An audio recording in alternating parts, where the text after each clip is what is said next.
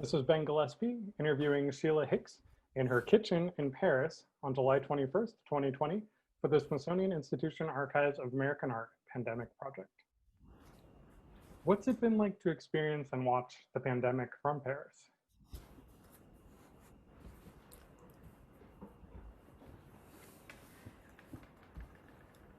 What's it been like? It's horrifying because Paris, which is a vibrant, well-visited, entertaining, and exciting place to be, has been evacuated. Not only the locals have remained indoors and behaved, but the borders are closed, the airports have been pretty much shut down. So we don't hear the foreign languages that we hear usually in the streets every day. In fact, you don't hear or see people in the streets during the course of March, April, May, until June. Now things are opening up and people are wandering out and people are sneaking across the border and coming in from different places with different kinds of pretexts of why they have to come to Paris. So I live right in the center. And it's been combined feeling of abandonment and also relief to recuperate and have Paris back to yourself, like it is sometimes when you're just in 4 o'clock in the morning and walking around your neighborhood with a few stray cats and dogs. So you sort of have this double emotion, this emotion of loneliness and catastrophe, and the other of paradise lost, regained, of this wonderful place all to yourself. Now, as far as art and artists go, I think most of them have benefited from this in a creative way. At least all of my friends, all the people I talk to, have had very productive periods after they got over the initial emotional shock. But now they're all starting to think in terms of the marketing that surrounds the profession. And the fear, because all of the fairs are being canceled. All the art fairs, for instance, the Basel Art Fair, the Frieze, these are the things that enable the artists to show their work. We've been making things, now we're sort of ready to get them out and show them. And it's deadly to show them online, to tell you the truth. It's just as boring as can be to be looking at all these things running across the screen. Things that have material and that have texture, that have color.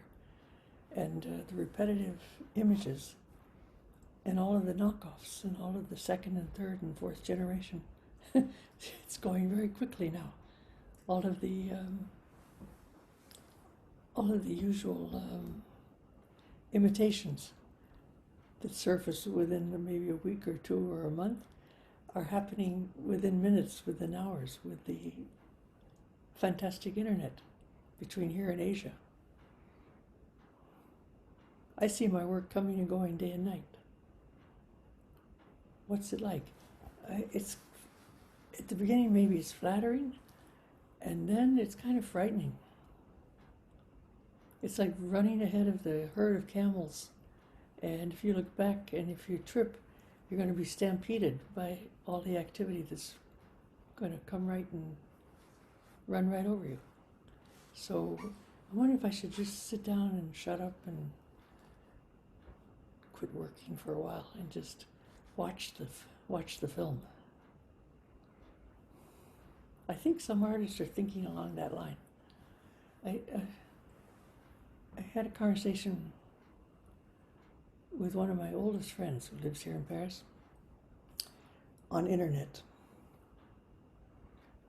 She's only a few blocks away, but she sent me an email. Help. I need 60 kilos of black wool. The Italians have lost the skirt of my sculpture, and I'm showing in Belgium in September, and I need to replace this mass of texture. Where and how can I find somebody who's open and able to supply me with material? I sat down thinking, how could you be inventive in a case like this? You're very, very unlikely to find someone who's working right now in their factory, who's a filateur, who's a spinner or a dyer. They're all sneaking out the door if they can to their country houses right now, or to visit some cousin. So I said, why don't you take, I wrote, I didn't say, I wrote, why don't you take, I sort of thought, what would I do in her situation? I thought I'd take everything out of my closet, cut it up in strips, put it in the washing machine and dye it. Black. Black is the subject of the day. Dye it and use that instead of going out and trying to shop and buy, purchase, acquire. Fold inwards, and use your resources that are immediate. Open your own refrigerator and your own freezer and not worry about if you're going to be able to find fresh fruit at the supermarket or not. There was sort of an attitude that was brewing and developing in my neighborhood, or at least amongst the team of artists that I work with. I think she was offended by this email because she wrote back and said, thanks, with an exclamation point. Like, you're not much help when I need you. But I wonder if that isn't the best help a lot of people can give to their community right now. Make it simple. Make it as simple as possible and help by not looking for complicated solutions to simple problems. That's my attitude, and that's the way things are going here in Paris. I don't know how things are going in the States, but it sounds rather violent. It sounds rather aggressive, and it sounds like gatherings are complicated in the sense that there's no touch and hugging and feeling the way you do with a kind of camaraderie when you want to join together, like at a funeral or a mourning ceremony or a manifestation where you kind of want to lock arms and walk together. There's a double complexity now where don't touch, don't get near, don't breathe too closely to me. Stay away. Come, help, be with me, but stay over there. Did you notice the way the heads of state greeted each other in Brussels yesterday at the European Community meetings with a knock of the elbows, and then sitting across the tables, and instead of linking and helping, shouting and pounding the table and insulting one another and intimidating one another and saying, if we're all in this wagon together, don't grab the hay and run. We're supposed to be filling the wagon with hay. Hail, that's not bad either. We're supposed to be filling the wagon, the common wagon, with hay for everyone's benefit, and not everybody thinking what they can grab and run with. I don't know, do you feel, looking at it from the States, if I may ask, that the Europeans are pulling together? Or are they going to manage to pull together? I think looking from the States, it always feels like the Europeans will manage to pull together a little better than we might in some circumstances. Um, but there definitely is a sense of how are we going to harness resources? How are we going to pool them? How are we going to pull them together? And I think it's really compelling what you described about that internal resourcefulness, about that, this is a time when we're in our homes and this is a chance to re-examine what we have and how we can use it. And, thinking about dyeing everything black if that's what you need, going through the fridge. And I was wondering how, in addition to offering advice to your friends, how has it affected your work, this different resourcefulness while you're in the studio in Paris? I've spent more time alone in my studio, telling people don't come in, don't take the public transport, don't risk your life to come to work, stay home. So that meant I regained my studio back quietly. And I could look in all the corners and all of the cupboards and move all the books. And I've gained so much pleasure in rediscovering things that I completely forgot I had. And I'm beginning to realize that at my age, my memory is sort of touch and go. Now I suppose I should be worried about that, but I'm really enjoying it because it's a whole new life of discovery again, where I find things and I think, I wonder where that comes from. And then I'm sleeping and I wake up in the morning, I remember where it came from. It came from Afghanistan. When I was with a friend and we were on our way to Istanbul. And I'm this kind of, how it's affecting me as an artist and with my work. It's a new lease on life. I'm sort of furrowing into channels and tunnels where my memory's completely blocked out a lot of things. And now I'm kind of recuperating, and even dozens of books that I haven't read that I remember putting on bookshelves and then shoving other books in front. I'm finding them again. And this time around, I think I'm going to read them.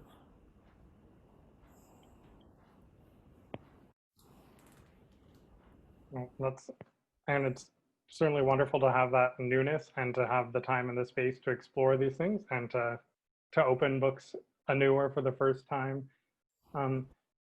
Has that been affecting your schedule for shows, which I'm guessing have been delayed because I know you had a big 2020 slate of shows coming up. So how have those been affected or shifted, or are there things you want to change now?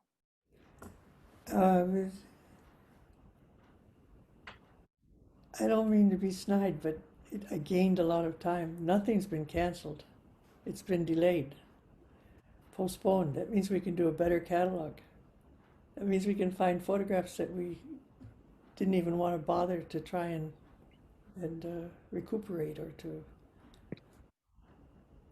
or to document. That means we can really exploit and explore the archives, where before we were slamming things together to meet deadlines. So, so far so good. I'm trying to think if there's been any show canceled. No. There are people telling me that they've got a lot of problems with budgets and with logistics and coordination. And so they tend to ring me or come to my door because I have a reputation for being a problem solver instead of a problem maker.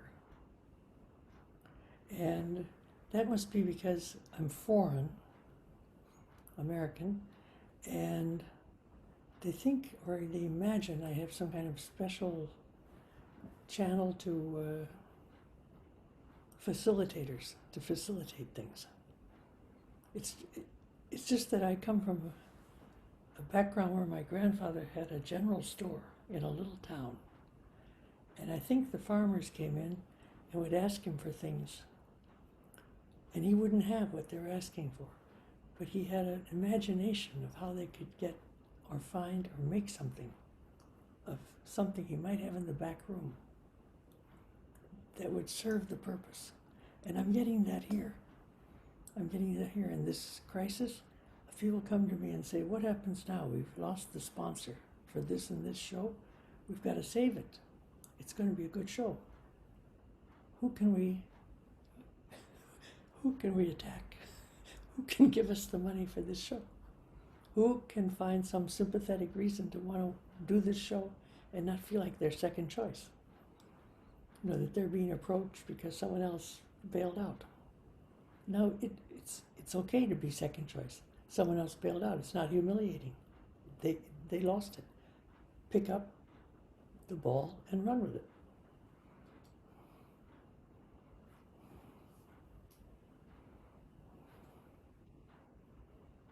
Well, those sorts of opportunities to problem solve. I was wondering about because your career has been so international and your studio is so international, and how has that sense of community evolved with that, even if it's just you in the studio? How are those ideas coming together? Don't think that people come to my studio because of me. They come because it's near the Metro Odeon in Paris.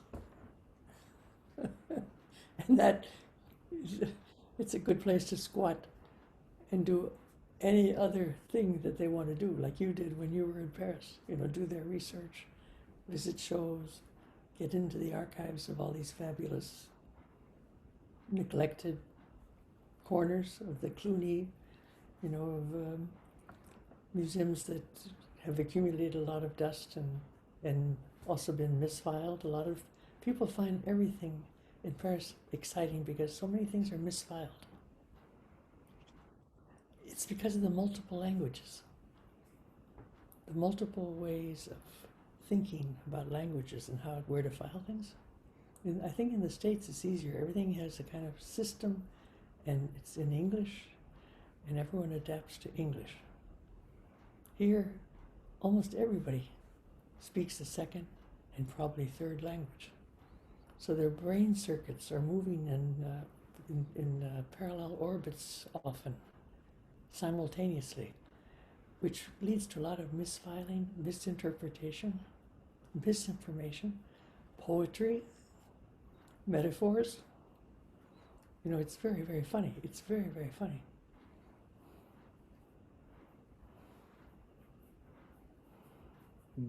Absolutely. And how the communication within your studio, how has that changed during the pandemic, and your idea of being social with these other creative people in Paris by Odeon?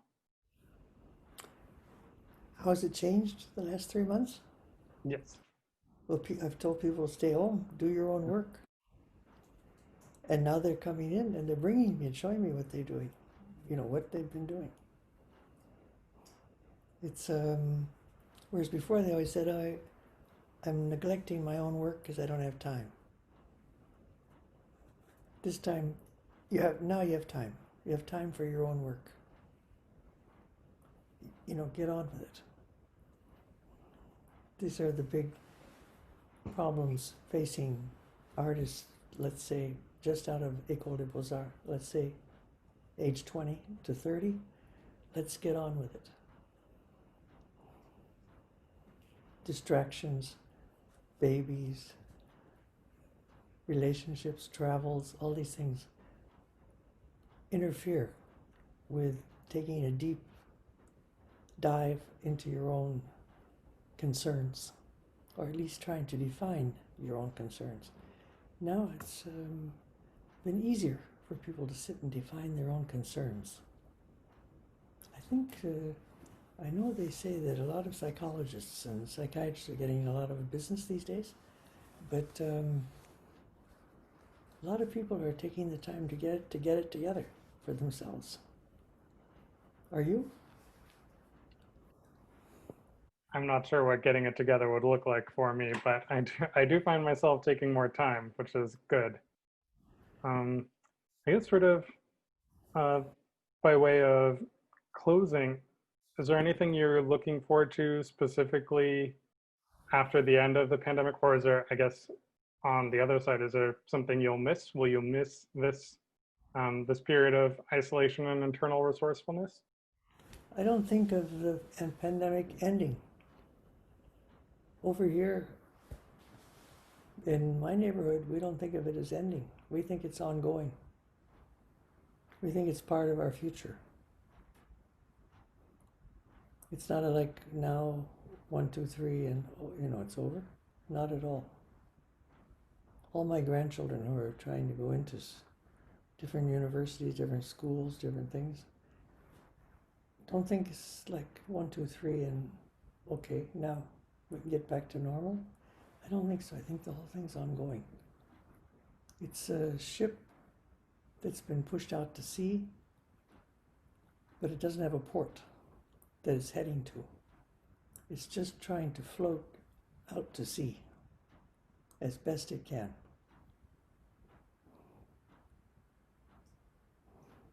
And do you have any other closing thoughts? You mean a little more gay? If you want.